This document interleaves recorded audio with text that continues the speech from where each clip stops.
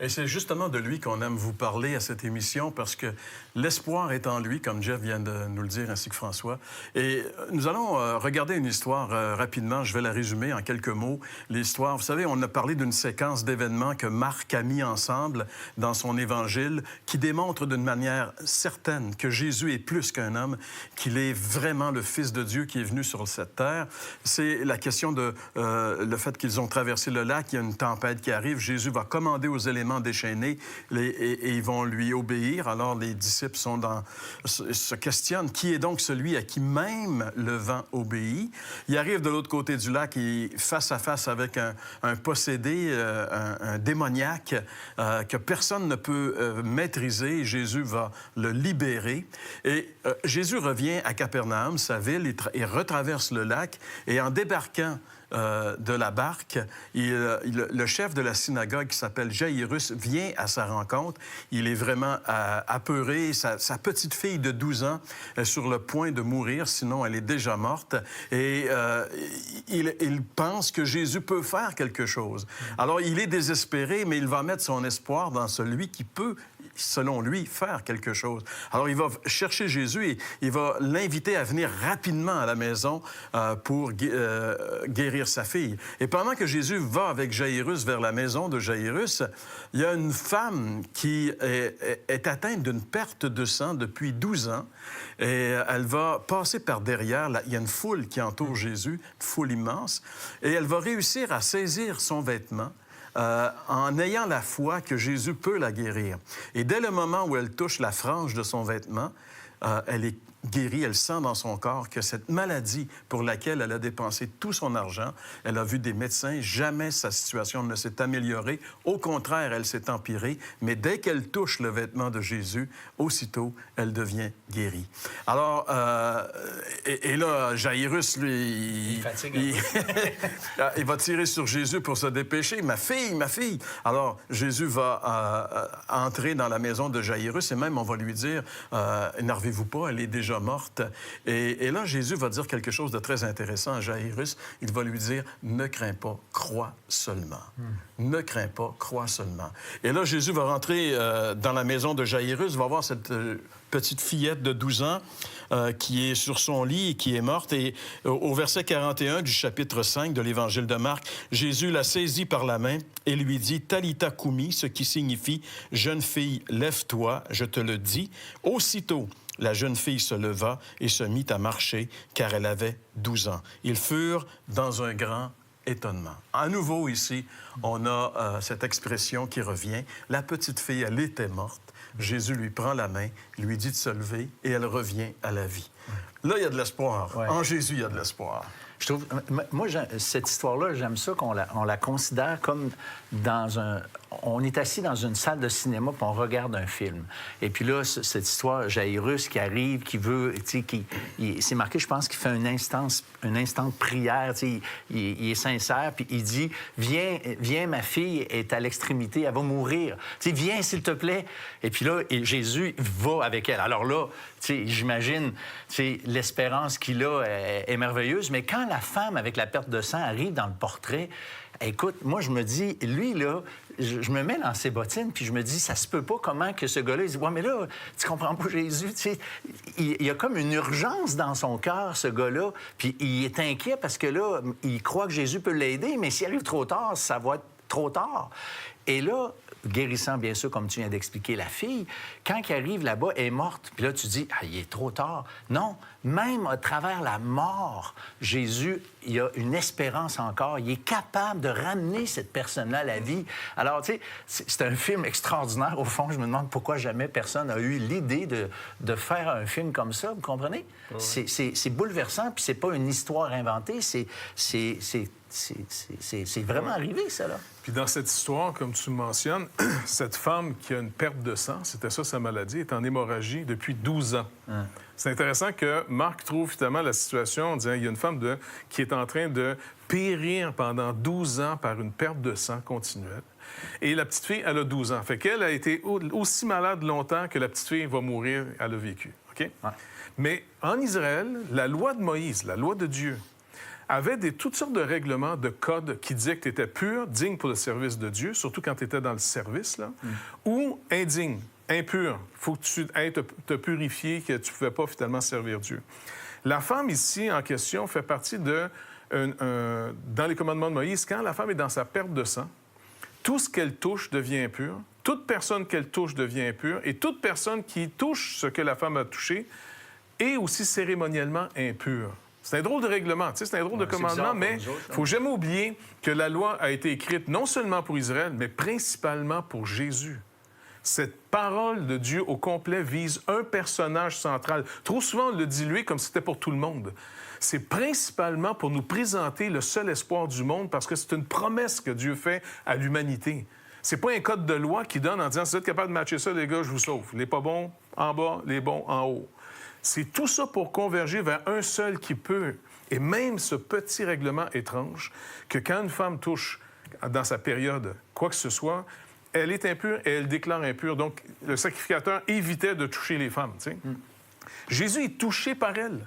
Il est en service, entre guillemets. Tu comprends-tu? Là, il s'en va au nom de Dieu parce que les autres, les gens le considèrent encore comme un prophète. Mais un prophète ou un sacrificateur ou un prêtre de l'époque, il est soumis à la loi de Moïse. Oui, tout à fait. Et donc, si ça avait été un homme ordinaire, il aurait été incapable d'aller faire le miracle, même au nom de Dieu après, parce qu'il aurait été déclaré cérémoniellement impur. Puis ceux qui veulent voir la référence biblique, là, c'est dans le Lévitique, où est-ce que tous les codes, Lévitique 15, verset 25. Et si vous allez voir ces passages-là, toujours de lire la parole de Dieu en vue de ce qu'elle annonce, celui qui doit venir. Et oui, Israël était soumis à ces lois-là, parce que c'est d'Israël que doit sortir le Messie, comme il le dit à la Samaritaine un jour.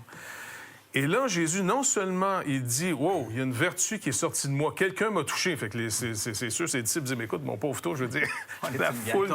T'es entouré, tout le monde te touche. » Non, quelqu'un m'a touché, moi, véritablement. Cette femme croyait vraiment qui il était. Et c'est pour ça qu'il va lui dire, parce qu'elle est craintive, elle. Quand il la revoit, elle vient s'avouer, elle pourrait être lapidée par la foule.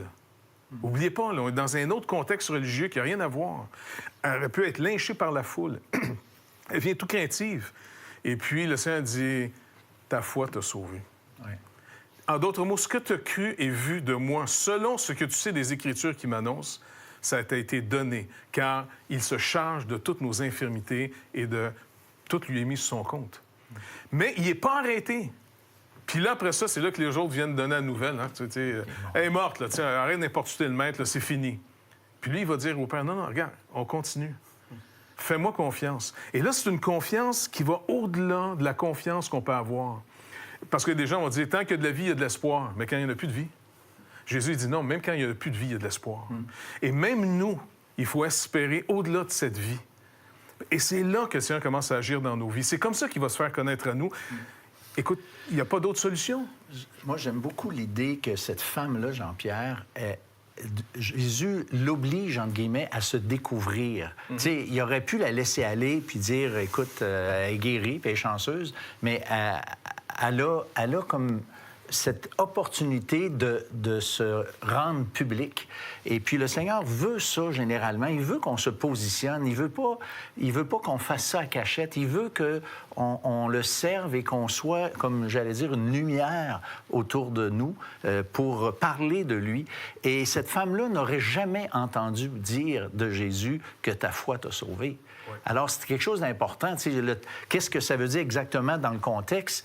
Je ne sais pas, mais moi, j'aime à penser que c'est le salut de l'âme. Ses péchés ont été pardonnés. Oui, tu as raison, parce que c'est pas juste une guérison qui lui dit que sa foi l'a sauvée.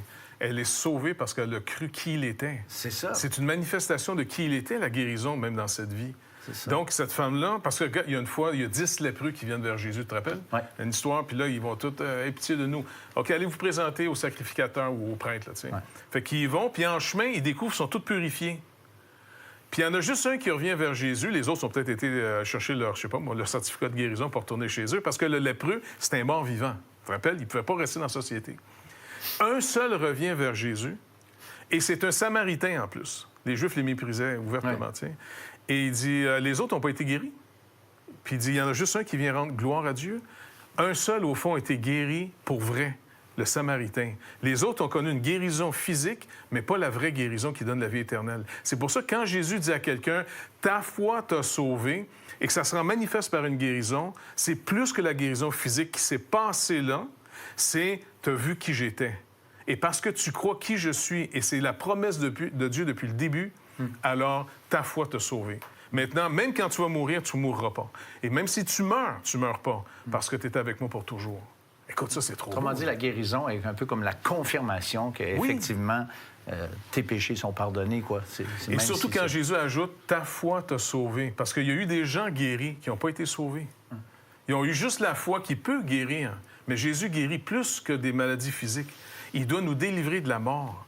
Et c'est pour ça qu'il dit, lui seul doit aller porter maintenant au jugement de Dieu tous nos péchés et le subir à notre place. Il dit, il donne sa vie en rançon pour plusieurs. En dehors de cette œuvre, c'est pour ça qu'il dit, à moi, si je reste vivant, vous allez tous mourir pareil. Mais si je donne ma vie, alors vous allez vivre. Et il manifeste son œuvre accomplie par sa résurrection. La résurrection de Jésus prouve que la dette a été vraiment payée pour tous ceux qui vont mettre leur confiance en Jésus-Christ. Et quand cette femme a touché Jésus, Jésus a senti qu'une force était sortie de lui. Et quand il dit publiquement « quelqu'un m'a touché », la réaction des disciples, c'est « tout le monde te touche ». Mais elle l'a touché d'une manière différente. Oui. Et ça veut dire que on peut être proche de Jésus, on peut avoir entendu des choses de Jésus, on peut avoir dans nos amis, nos contacts, notre famille, des gens qui ont été sauvés et qui nous parlent de Jésus, ce qui nous rapproche de plus en plus de Jésus, mais sans qu'on touche Jésus véritablement pour le salut. Donc, ça prend un toucher spécial. Il faut que nous aussi, comme cette femme, on touche Jésus pour la bonne raison. Parce que Jésus peut être pour nous un grand personnage historique, c'est ce qu'il est. Il peut être pour nous un grand guérisseur, c'est ce qu'il est, effectivement. Mais il est avant toute chose celui qui peut sauver notre âme. Oui. Et c'est ça qui est important, parce qu'on est perdu. Même si on n'est pas atteint d'une maladie comme la dame, une perte de sang, on est atteint de la même maladie qu'elle avait, de laquelle Jésus l'a sauvée, c'est-à-dire on est atteint de la maladie qui s'appelle le péché. Et le péché, il est mortel, il nous amène en enfer pour l'éternité. Et la seule façon d'en être délivré de ce péché, c'est de se confier entièrement et uniquement dans la personne et l'œuvre de notre Seigneur Jésus-Christ. C'est pour ça qu'il a quitté le ciel et qu'il est venu ici sur la terre. C'est pour ça que Marc a écrit cet évangile, nous présentant ces événements. Seul Jésus pouvait pardonner les péchés. Quand il a guéri ce malade qu'on a emmené dans la maison à Capernaum, justement, qui était tenu par 4 personnes qu'on a dû faire passer par le toit, la première chose que Jésus dit à cet homme, « Tes péchés sont pardonnés ».